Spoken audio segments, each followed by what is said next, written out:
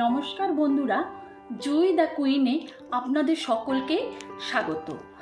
আজকে আমি দই ও পনির দিয়ে একটি রেসিপি বানিয়ে দেখাবো। আসুন তাহলে দেখতে থাকি এটি আমি কিভাবে তৈরি করছি। এই দই পনিরটি তৈরি করার জন্য আমি এখানে আমুলের পনিরটি ব্যবহার করছি। আপনারা চাইলে যে কোনো পনির দিয়ে এটি বানিয়ে দেখতে পারেন। এই পনিরটি তৈরি করার জন্য কিছু মশলা আমি নিয়ে নিয়েছি। এখানে কয়েক টুকরো শুকনো লঙ্কা, একটা তেজপাতাকে ছোট ছোট টুকরো করে নিয়েছি, আর 3টি এলাচ আর 2টো দারচিনিকে আমি ছোট ছোট টুকরো করে নিয়েছি, আর এখানে সামান্য জিরে নিয়েছি। এগুলোকে সবগুলো একসঙ্গে করে আমি একটু মিক্সিতে পেস্ট করে নেব। এর সাথে আমি 2টো কাঁচা লঙ্কাও অ্যাড করব। এবার আমি কড়াইতে তেল দিয়ে দেব।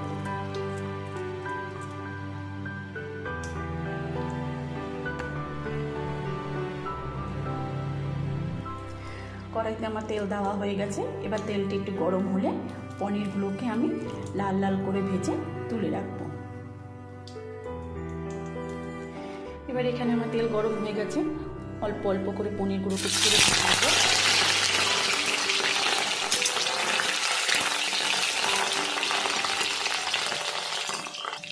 পনিরগুলোকে একটু আমি হালকা ভাজবো, খুব বেশি ভেজে নেব না।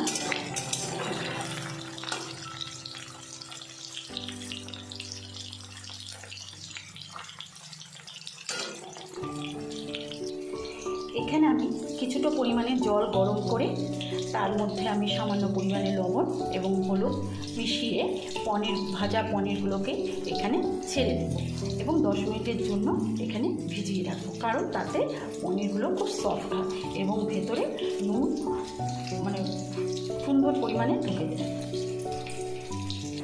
যেহেতু আমি গরম জলের মধ্যে লবণ ব্যবহার করেছি, সেহেতু এখানে আমি আর লবণ ব্যবহার করব না এবং হলুদও ব্যবহার করব না, কারণ ওই দুটো জিনিস আমি গরম জলের মধ্যে ব্যবহার করে নিয়েছি। দেখুন, আমার পনিরগুলো সম্পূর্ণ ভাজা হয়ে গেছে এবং এগুলো আমি এই জলে ভিজিয়ে রেখেছি। এবার যেহেতু আমার পনিরের পরিমাণটা একটু কম, সেহেতু আমি এখানে একটু আলু অ্যাড করব। এরপর কড়াইতে আলুগুলো নুন ও হলুদ দিয়ে ভেজে নেব।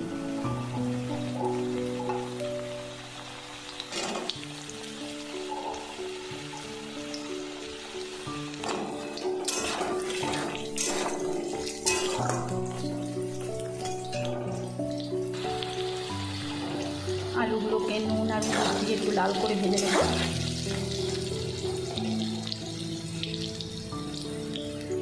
দেখুন, আমার আলুগুলো ভাজা হয়ে গেছে। আলুগুলোকে আমি তুলে রাখবো।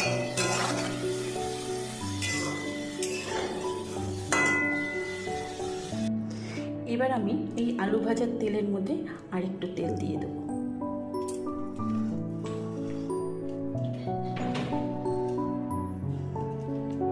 এবার তেলটি গরম হলে এর মধ্যে আমি 2টো শুকনো লঙ্কা ফোড়নে দেব। সামান্য জিরে দেব।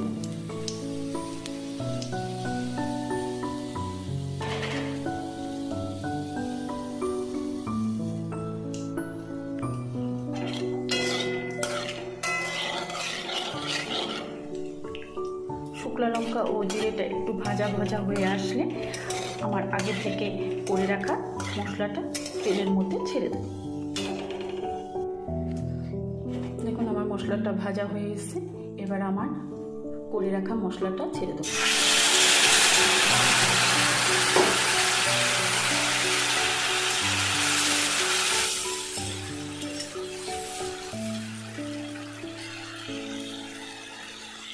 তো আমি যে মিক্সির মধ্যে করে এই মশলাটা করেছিলাম, সেটা দিয়ে একটু সামান্য জল দেব।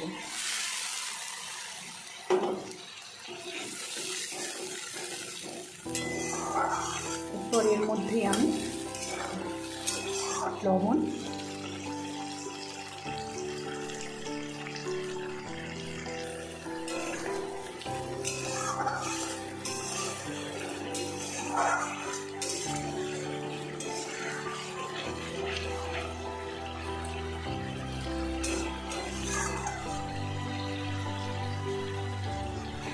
এবার এই মশলার মধ্যে আমি একটু টমেটো দিই।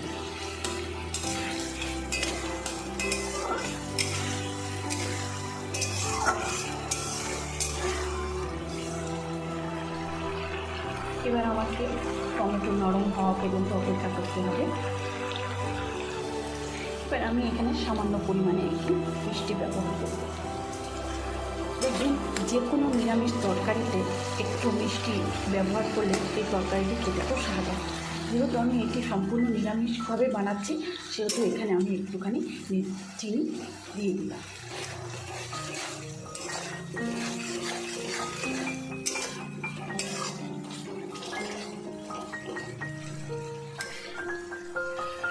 এই সময় গ্যাসের স্টিমটাকে মিডিয়াম টু লোতে রাখতে হবে। দেখুন, আর টমেটোটা আমার গলে এসছে।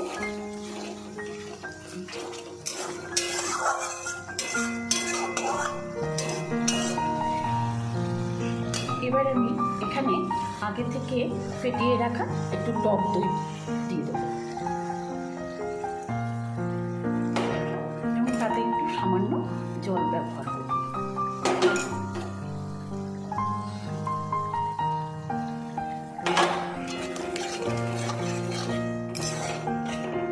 দইটিকে ভালো করে মেশাতে হবে।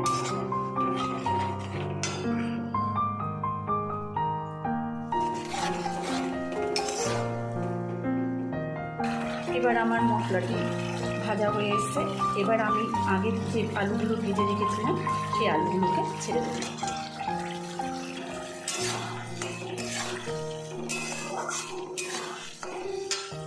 এই সময় গ্যাসের স্টিমটিকে একটু বাড়িয়ে নিতে হবে।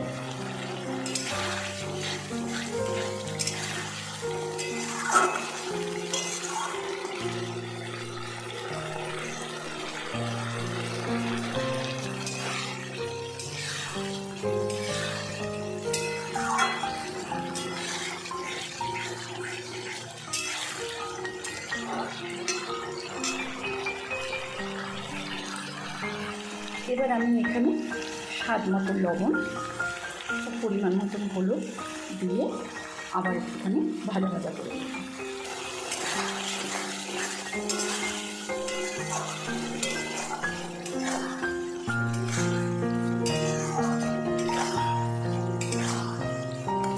তবে এখানে লবণটা বুঝে দেবেন, কারণ যেহেতু আমি অনেকটা ভিজিয়ে রাখার জন্য এখানে একটু লবণ ব্যবহার করেছি, সেহেতু এখানে আপনারা বুঝে লবণটা ব্যবহার করবেন। এবার মশলাটা সম্পূর্ণ একদম ভাজা রেডি হয়ে গেছে। এবার আমি এখানে ছোটো বাটি 1.5 বাটি জল দিয়ে দেবো।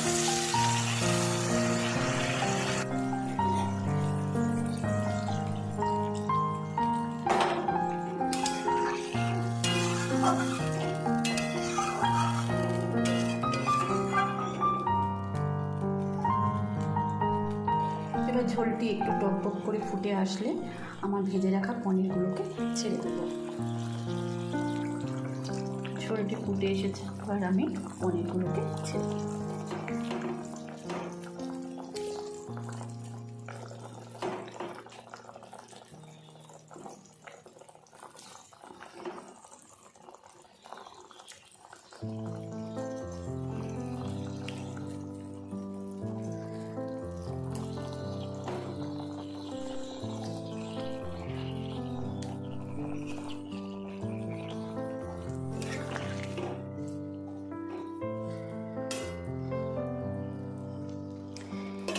এবার আমি এর উপরে 2টো কাঁচা লঙ্কাকে মাঝখান থেকে চিড়ে দিয়ে দেব, দিয়ে 10 মিনিটের জন্য ঢেকে রাখবো।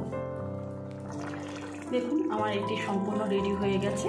এবার গ্যাসের স্টিমটাকে আমি অফ করে দেব, দিয়ে আমি একটি পাত্রে ঢেলে নেব। এবার আমার এটিকে একটি পাত্রে ঢালা হয়ে গেছে। তো আপনারা চাইলে এটিকে আপনারা যে কোনো নিরামিষ দিনে খেয়ে দেখতে পারেন। তো আমার এই ধরনের ছোট ছোট রেসিপি যদি আপনাদের কাছে ভালো লেগে থাকে, তাহলে আমার চ্যানেলটিকে লাইক, কমেন্টস ও সাবস্ক্রাইব করে দেবেন। নমস্কার।